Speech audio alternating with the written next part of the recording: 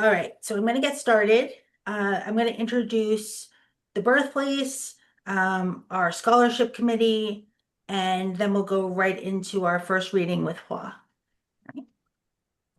Okay, welcome everyone to our fifth annual scholarship award ceremony. We're so excited to have our poets for the past 5 years joining us here tonight.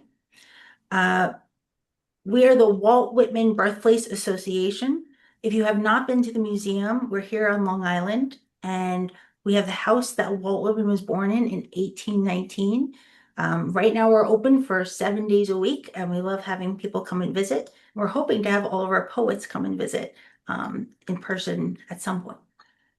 So tonight we are joined by our scholarship committee. We have Walt Whitman Birthplace trustee and scholarship founder Gwenn A. Nusbaum.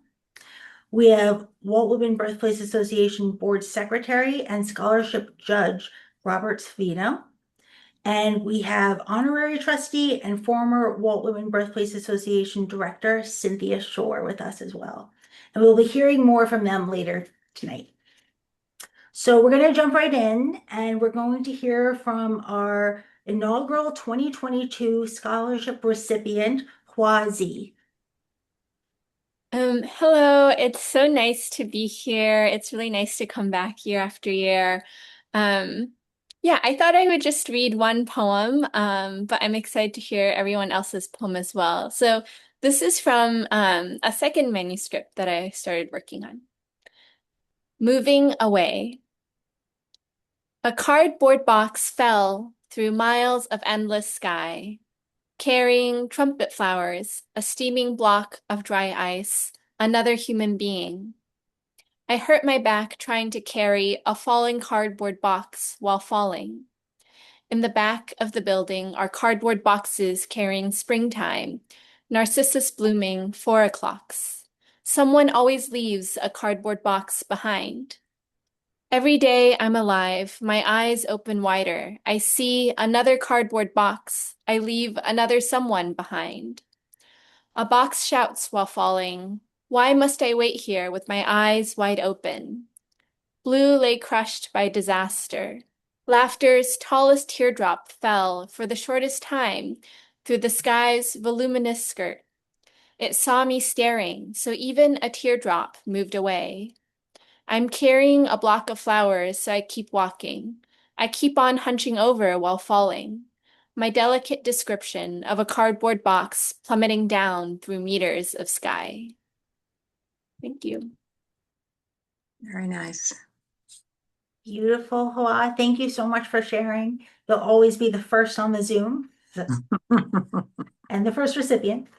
So usually we would hear from Susan Nugent. However, she had a workshop to attend tonight. She is looking forward to joining us again next year. We've had everyone every year, so we'll have her again next year and we'll be happy. Next, we're going to hear from our 2024 scholarship recipient, Samuel Burt. Hello, everyone. It's such a pleasure to be able to read with you again, and an honor to welcome and celebrate both Megan and LA, and to welcome and celebrate their work. Nina and Oak, it's great to see you again. I can't wait to hear what you've been cooking up this past year. I'm going to read a piece I wrote during my fellowship year. This is a poem in 3 parts, and it is excerpted from my manuscript in progress, from a section titled Genesis. 1. In the beginning, before hunger, before fire and extinction, darkness stretched across a forever sky. Songbirds quieted, hens shrieked, insects stilled their bowed legs, and the beasts of burden, before they knew burden, disappeared west. The first humans watched, blinking the fear from their eyes. They would learn something from this, and would live to tell of it. Thunderheads knelt upon parched earth, flint shards sparking in their hands. A new light spread across the plains, pulling steam from tired stalks, sap from long dead trees, children from their sleep. In the smoke and aftermath, we found a flickering light clinging to the end of a branch. We took it. We named it fire. And once we named it, it was ours. Every fire since, a reenactment. What we saw, what we loosed upon the before. 2. Dreams of bare cedar, a half moon facing south, shadows skipping through the trees. The lambskin boots and hooked fingers of a nightmare, taking, just taking. Breath gives in to the wind, one fire joins a greater burning, one nation, another. Each limb, flushed with dust, slumped in shattered stone, points in two directions, once to suffering and once to the sufferer. I wonder what witness is worth. There are words left for this. I thought for years that grief had opened an absence in my love, a gap echoing with the soft thuds of fallen fruit. Wind come to bear my tree of sugar. I was wrong. The self itself was an absence for sound and sugar to pass through. 3. The prairie, the burn, the border between before and now. I can't say my place in it. We were children, with drums and wood blocks, flutes, pianos, and reed-thin voices. The teacher told us to sing to life a landscape we'd seen in remnant only, sketching flattened leaves, making music of imagined rain and fire, the reenactment of a world that breathed before our lives. It began with a murmur, drums and low piano notes humming in our chests. Wood blocks clopped for the buffalo. Jordan waved a metal sheet of thunder. Insects sprang from the strings of Daniel's guitar as John's breath shrieked through the wooden throat of a prairie hen. Drums and feet beat faster, faster. The wind chime rain and steel thunder spinning us from order until a glissando from the out-of-tune piano in the corner struck the prairie with a bolt of fire. Beyond the screams of flight and the promises of saplings, I can't remember more. But the low, steady metronome of a goatskin drum kept time through the storm. Was that the human heart, fire's witness? Thank you. Thank you, Samuel. Wonderful as always. Next, we're going to hear from our first honorary mention in 2025, Oak Morse. Good evening, everyone. Oh, my camera went off. Okay. Good evening, y'all. Camera went off. Congrats to all the winners and congrats just having us come back together just every year to celebrate poetry. This is huge. I love it. Since then, I wrote mine down. So since last year, was a very productive year. So some of my poems have appeared or forthcoming in poetry, Callaloo, Agony, Electric Literature, Rattle, and Denver Quarterly. And also I published my first book review in West Branch titled A Republic Pressed by Thunder, on the intentions of thunder by Patricia Smith, who won the National Book Award for last year. And that book explored and confronts race, history, violence, and resilience through lyric and narrative poetry. So this review is more to come from me. and it allows me to engage with contemporary poetry both as a writer and a critic, which I didn't think I would be interested in before, but it worked itself out. Also, since then, I've also relocated to Fort Lauderdale in October for a new role at in Florida Atlantic University as a research and instruction librarian, where I support students and faculty in architecture, design, and humanities. Um, this year also, I had the opportunity to combine literature with a lot of different workshops at the university as well. And I've also engaged in a lot of the South Florida literary community readings and workshops and local poetry initiatives as well. And I'm planning on curating some civic work within West Palm Beach and Fort Lauderdale, Miami, really, really soon. So I'm gonna get the community together and to come together in the name of poetry. I had my first workshop actually this Saturday at a library in West Palm Beach. So I'm kicking it off. And I'm still working on my first full-length manuscript. As poets, we try to be perfectionists, so I'm still working on crafting that together. And I'll be reading a new poem today that I never read before. I didn't even get a chance to practice it because I didn't know I was reading the poem. So we're gonna read it. It's gonna be new to the tongue, but we're gonna make it happen. Here we go. It's called Lionel Train. Like hyena preteens, I was a jackass to my closest cousin, me with a charcoal moon-sized mole studded below my nostril. Left nostril. Blood like brother, he, 6 years down the road, upright taking speech classes. Yellow was always Lelo, like zombies slipping on toast drinks to the floor. We died laughing. Then double died when his nose flared when he started talking. Brothers swooping heads below coffin door, sneaky scatting, big nostrils, as if they were an open plain, with a hole the size of a lino train, cackle galore, until eventually pursed his lips to talk no more.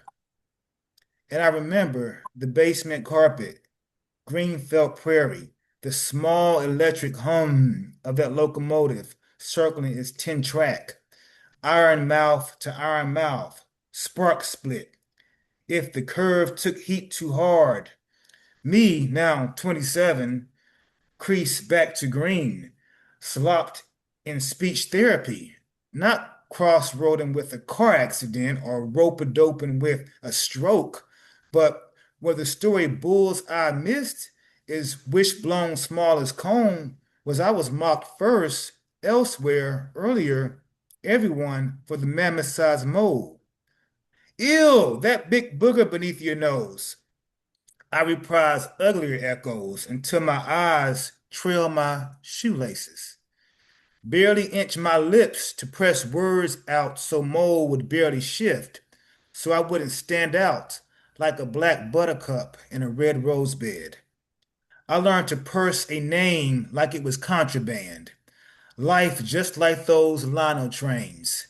No, not full circle, more like voltage, running one way until the track buckles. Cousin now a quarter past 21, a still tall torrent chewing openings into any quiet, while me sealed riot with a throat where my own name can barely float. And some nights that small electric hum drifts back, metal against metal, a mouth almost opening. Almost. Thank y'all so much. Very Thank you nice. so much, Oak. Wow. And so much going on in the past year. That's awesome. Congratulations and moving and everything. Awesome. Next, we'll hear from Nina Peleas, our 2025 scholarship recipient, who took us up on her offer and did visit us, which we love. Let's hear from you, Nina. Hi, everybody. Oh my gosh, Oak, that was amazing. Thank you. Thank you for your beautiful words. Thank you all for your beautiful words. And just so much gratitude for all of you, especially Caitlin, Gwen, and Robert.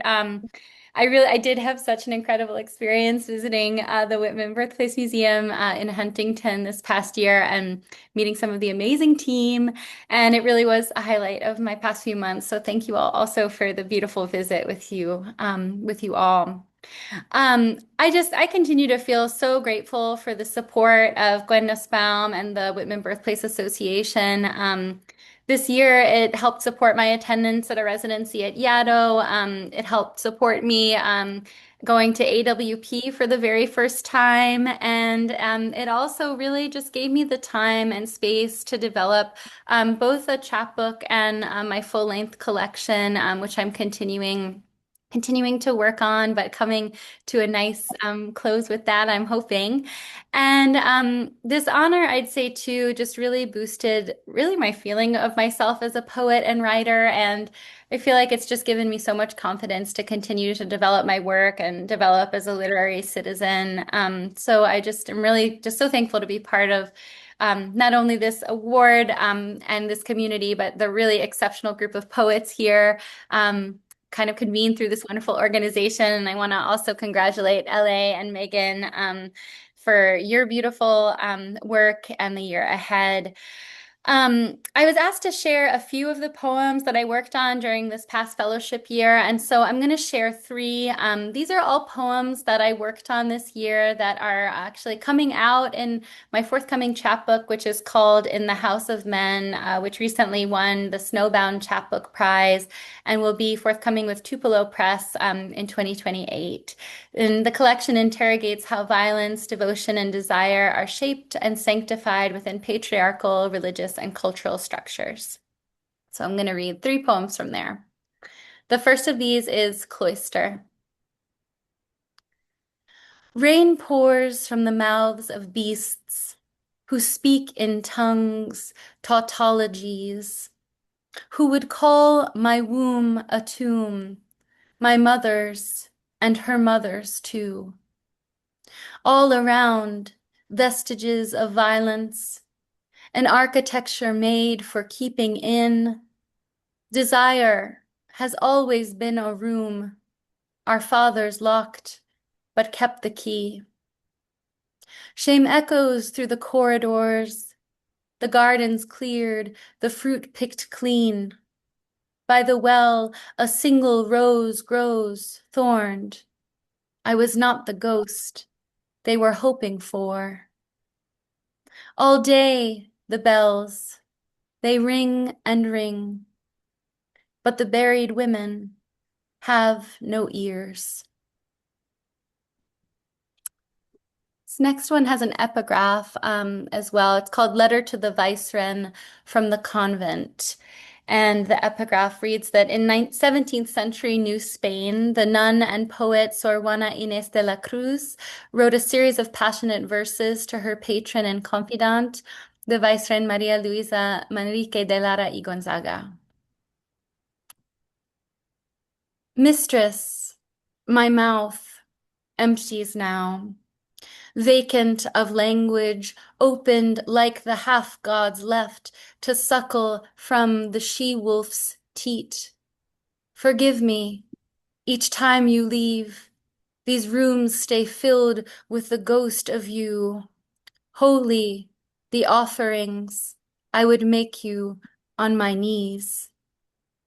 You are with me in every prayer, each bead of the rosary held firm between my index and my thumb, in the slit of our Savior's wound, pink and glistening, where all sinners are reborn. I am trapped by a faith that is faithless to me, that says what burns in me will burn me for the soul's eternity. So much I cannot say inside the silences we speak, your shadow growing long as evening enters, the trembling after image of you rests pressed inside the damp of me. I rejoice in your light alone, sacrament of eyes and lips and skin illuminating each dim-lit transept, every leaded pane. Tell me, how could this be sin? The God of men is a cruelty of man's making, so it is with a different God I've come to speak. In the house of men, I learned to dress desire in a habit plain, the body, a benediction to be sung. I drink their wine and eat their bread. Oh, it was in the house of men I learned to hold a body on my tongue. This last one is what the women did. Lying under gazebo shade where the roof needed repairing, we left the doors wide open. Floating in the concrete pool, last frond of a dying tree silvering beneath us like a sprite. We eschewed tradition, watching turbines spin in the deep cleft of Old Valley. The sun slipped down into the water. The moment was green. Trade winds wafted through windows, clouds passed quickly over stars. By candlelight, we ate cake and one by one recalled the rooms we never would return to. Meanwhile, the dead danced around us, the scuffle of their bare feet trailing sand over the lauhala. We were alone and not alone. The moon that night was a cup half full. The web revealed itself in her light. Thank you. Very nice. Amazing, Nina. You and Oak have been busy, busy, busy, which is great. We love to hear that. All of you, though, I know I speak on everyone's behalf of the committee that we're just so impressed with everything that you've output since you were chosen for the scholarship. So next up, we are going to hear from Walt Whitman Birthplace Association Board Secretary and Scholarship Judge Robert Savino, who will introduce our honorary mention and 2026 scholarship recipient. Okay, so welcome back to all the past recipients, and welcome back to our scholastic reunion. And it's congratulations to LA and Megan as being part of the ranks now. And that was just great poetry that we heard. It just makes us feel comfortable as a committee that we made the right choices. So thank you for that. I'm going to start off with a couple of elements that we use as judging the contest itself, the competition, and just about 3 or 4 of them. One is when we look for the style. You always look for the style, but also the ease of how you follow it, and you're able to follow it on the page. It should provoke thought and explore the human experience, especially the relatable, because I feel that what's relatable becomes memorable. Simplicity in language, but at the same time creative and vivid and not limiting the imagination. And my favorite, to be moved by the familiar and amazed by the unfamiliar. In addition to the skill, the poet should demonstrate the will to continue to educate, extending the purpose of this award. We found in the submission of both LA and Megan to showcase the poet's mastery and express both the skill and the will to pave the educational path, demonstrating their individual depth of excellence. So we thank you for that and congratulations. Also, before we start with the bios, I'm going to read a couple of comments, one by the guest reader who would join us, Declan Ryan. His comments, well, the qualities that sealed the finalists had something to do with an ability to create work which felt entirely like themselves. A blend of moving to their own rhythms and voice, shaping the work around music which gives pleasure and surprise, whether moving through a concern for the natural world, a desire to answer back the literary canon, or their own private lived experience. That was Declan Ryan, guest reader. And our guest judge, Alicia Mountain, says, the poetry that was shared is alive with sound, sensation, hope, heartache, seeking, meditation, justice, wonder, and much more. The poet is to be a noticer. It requires that we pay very close attention. My wish for you is that you do not turn away from what is hard to witness, whether in yourself or in the world around you, that you continue to use your exceptional talents to cultivate love through beautiful, brave truth-telling. And those were comments about your poems from the reader and the judge. Now it's my pleasure to announce our 2026 honorable mention, Megan Nichols. Megan is the author of the poetry chapbook, Animal Unfit.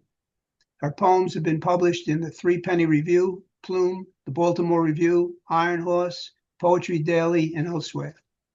Her fiction has appeared in the Rumpus and her nonfiction in Oxford American. She serves as managing editor of Variant Literature and co-founded Lemon Grove Writers, a community dedicated to literary craft and connections. And she lives in the Arkansas Ozarks. Please join me in welcoming Megan Nichols, honorable mention.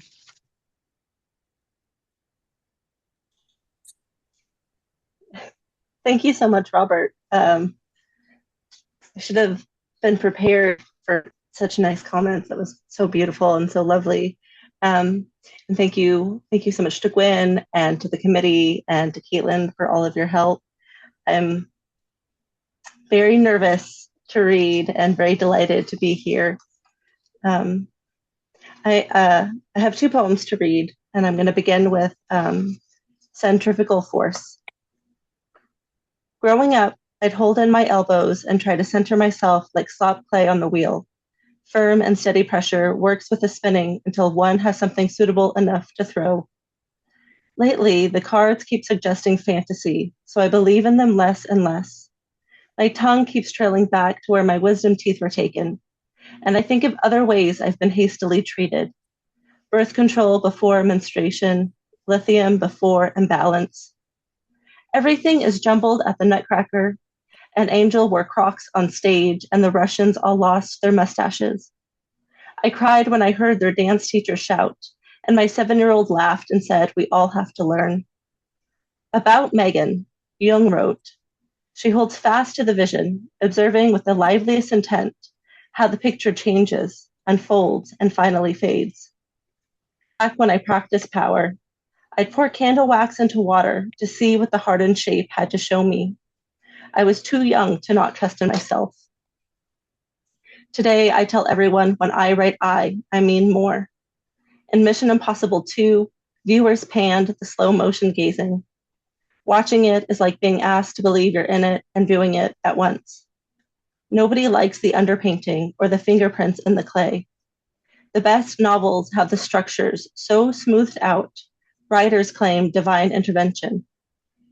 My dad would take me trespassing into framed up houses, and through invisible walls, we'd shout what the rooms would become. When my son cries about the dark, I tell him it's only sensible to be afraid. I tell him what my father told me. You learn to see in it the more you try. And the other poem I'm going to read is titled Things from My Mother's House.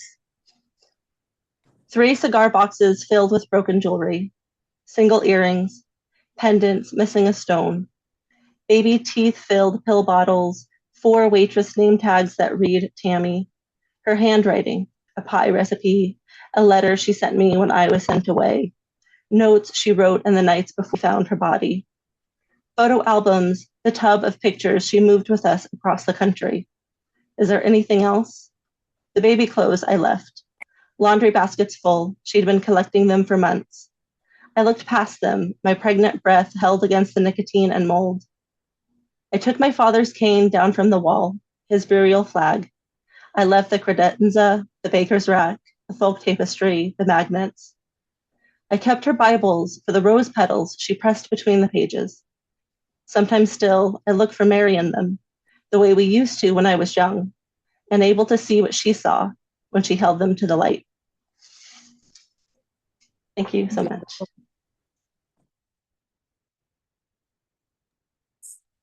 So next, our 2026 fifth annual Gwenn A. Nusbaum Walt Whitman Birthplace Museum Scholarship Award goes to L.A. Johnson. L.A. is the author of Nobody Brings Flowers, Milkweed editions forthcoming in 2027, and an associate editor of Swirl and Vortex, collected poems of Larry Lewis, Grey Wolf Press, 2026. She holds a PhD from the University of Southern California, where through academic years 2023 to 2025, she was a Mellon Humanities and University of the Future postdoctoral fellow, the winner of the 2022 Mississippi Review Poetry Prize, the 2022 Greensboro Review Poetry Prize, and the 2021 Arts and Letters Rumi Poetry Prize. Her poems appear in The Atlantic and Poetry Magazine, Plowshares, and elsewhere. Her work has been supported by fellowships from the Vermont Studio Center and Breadloaf Writers Conference. She is currently a Hughes Fellow in Poetry at Southern Methodist University and co-curates the poetry reading series, First Rodeo in Dallas, Texas. Please join me in welcoming this year's winner, L.A. Johnson. It's so nice to be here. Thank you for that generous introduction. And to me, I'm so honored to have received this award. And it's lovely to be able to read and meet all of the wonderful poets who have won before me. This is a really amazing community that you all are building, and I'm grateful to be a part of it. And I just want to say thank you so profoundly to the entire association, especially Gwen, and Robert. And it's really an honor and such a bolster of my work. I mean, especially an event like this, so much it makes me think that we often feel in writing that we're working alone. And an event like this reminds me that not only are we working with other poets, but also supporters of this art, which is often so lonely. And I am just very grateful to have that backing and encouragement to keep going. And so I will just read two poems. When I applied for the scholarship, my first book actually hadn't been accepted, but in the time since then, it has been taken, which is very exciting. It's coming out in fall 27 from Milkweed Editions. And so one of the things I'm especially excited for to use the prize is to be able to do a writing residency to start working on my second book. And so I'm really excited by that opportunity and so grateful. And so I'll read two poems that are in my book, Nobody Brings Flowers. And I guess I'll say a little bit. The book mostly is about the sudden passing of my father, who passed away unexpectedly in 2019. And it also looks more broadly about how we culturally experience grief, or how we just don't want to see grief. Lost music. In the back seat of cars, I used to shimmy the seatbelt low around my waist, despite once a friend's mother threatening me that doing so would slice off my breasts if there was an accident. Not even 10 years old, I was too small to sit in the passenger seat. Her concern with the flaccid fat on my chest confused me, as if the mother understood about my body a secret I didn't know. I told no one my new fear, but didn't stop wrangling the seatbelt like a lasso, daring something to happen. Once, in winter, I watched my father driving, tune the radio, searching for a good song or classical, whichever came first. We didn't speak over the electric static, stray notes, and chatter that garbled together into a stillness. All my life, people have branded me carelessly with language. That mother's fear still cuts between my breasts. And that December day, like a dream, my father, wordless, drove us somewhere I can't remember, and no accident happened. Now, the ordinary words that passed between us are gone. He lives only in my mind, and I miss the silence surrounding him, and also the music. Nice. And I'll just read one more. One of the other kind of projects of this work, and one of the things I really admire about this award is how it supports younger writers. And something for me, when my father passed away, I felt like I was in like the prime of my life, and I really I lost a real part of myself in my late 20s. Not only his loss, but who I was or who I could have been. And that was a really radical thing to happen to me as a young person. And so some of these poems also explore that loss in what I kind of call like a self-elegy, or thinking about the self that was or couldn't be because of this change. Downriver. Is there a way back? Language once as slick as the tongue in my mouth, now a spotted deer, pacing and pawing a silvered stream, fetlocks flecked in dirt, splitting deep grooves into the soil. In the chestnut grove, the dead sleep soundless in the earth. I stand above them looking into a western light. I stand as if the day doesn't touch me. All the shadows hidden among wildflowers, my hair heavy across my back. In the chestnut grove, my father is buried. Above him, opaque leaves ache and sway. Wind a word music only they can hear. When the western light is gone, my dress lifts away from me like a kind of worship. A measure of me has been buried here too. The part of me that went missing that night in December, that night I found there was one less heart beating, and my blood refused, rushed so fast it blurred and blacked my brain, until I came to again, having lost an hour, lost a part of me that was never revived elsewhere. This dark sliver of me I listen for, garbled voice high above his grave, a shiver invisible in the leaves. I hear the words of a gone life, a father alive, but it is me who whispers over and over. Thank you. Yeah. Megan and LA, you're incredible. It's so great to see you and put the words to your faces. It's always incredible every year. So thank you both so much. And welcome to the wonderful little community we have here. Like you're saying, you're not writing in a void. It's wonderful to have other people that you can connect with. Before we go on, I just want to show you that we have these wonderful certificates that are going to be mailed to you very quickly, overnight, in fact, tomorrow. And I just want to read, it says, in recognition of your emerging poetry career, skillful writing, and passion for the power of a poem. And all of you exemplify that so beautifully. Thank you.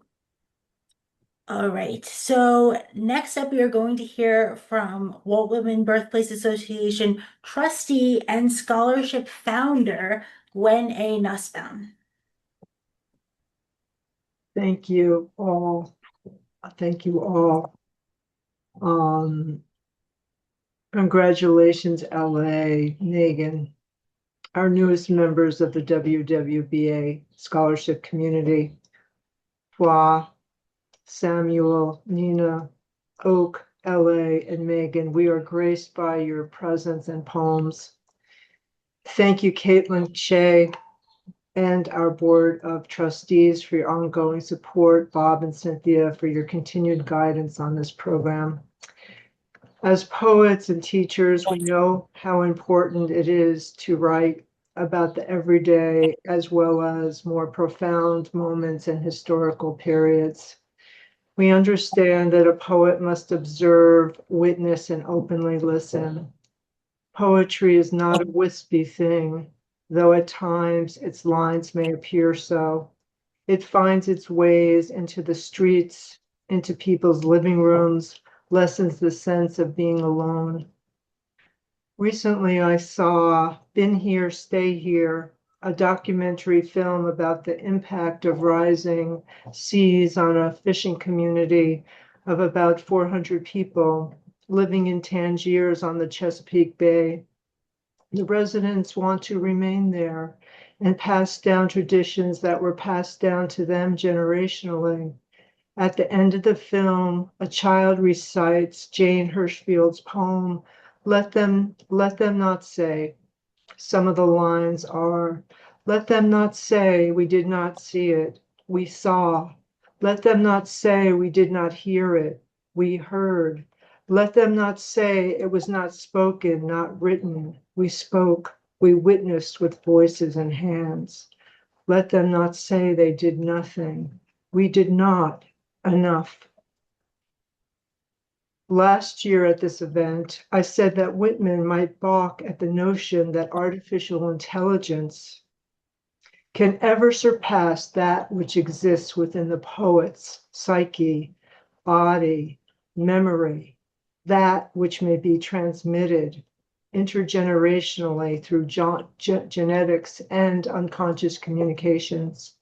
I thought of these lines. Let them not say we weren't seduced by AI. We were seduced, idly used it, even felt it understood us at times. Let them say we created without an algorithm, held close to our ears the whispers of ancestors, strangers, kids, trees, then sang verses to one another. All of you, I believe, possess the capacity to delve within, write with integrity and authority, bring the craft of writing to communities, and in the spirit of Whitman and poetry's origins as an oral tradition, invite others to create their verses and to contribute those verses to circles of souls. Thank you again for your inspired contributions to our scholarship. We look forward to seeing you next year at our 6th annual awards program. All the best in the years ahead, in the months ahead. Thank you, Gwen. We're so honored that you work with us on this scholarship. It's amazing for us as well at the birthplace. Next up, we will hear from Honorary Trustee and former Walt Whitman Birthplace Association Executive Director, Cynthia Shore. Well, thank you, and I hope my broadcast comes over where you can hear it without interruption. And I think it's so fitting, Gwen, that I speak after you, so all our recipients here tonight can understand your character, your love of poetry, and your generosity in wanting to support emerging poets and poets who are maybe steps beyond that. It is evident in your eloquent words tonight, as it was eloquent and evident when I met you in the association. We had talked about having a scholarship, and lo and behold, over 7 or maybe 8 years ago, this beautiful person wrote and said she's interested in supporting and founding a scholarship in association with the Whitman Association. I was overjoyed. I couldn't believe our luck. The board was so enthusiastic, and I welcomed Gwen with open arms. She and I and the board managed this, put our vision to it, established the guidelines. And I was very lucky to be able to stay on as a judge in the early years and now as a reader, along with Bob and the readers that we have and the other judges, to see your wonderful poetry. And as Caitlin said, it's beautiful to hear you speak it, what we read on the page in your submissions. And I feel very honored that you're part of our community. I thank Gwenn over and over again for her foresight and generosity in establishing this community. Thank you very much, Gwenn, and congratulations to all of the recipients.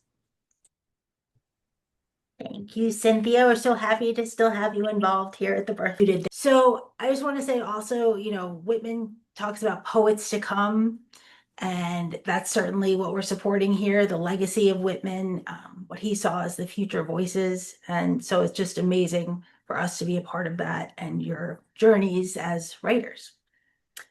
So until next year, congratulations again, and we will be keeping in touch. Thank you all. Thank you, everybody. Bye. Be Thank you well. so much. Be well, everybody. Thank you. Thank you.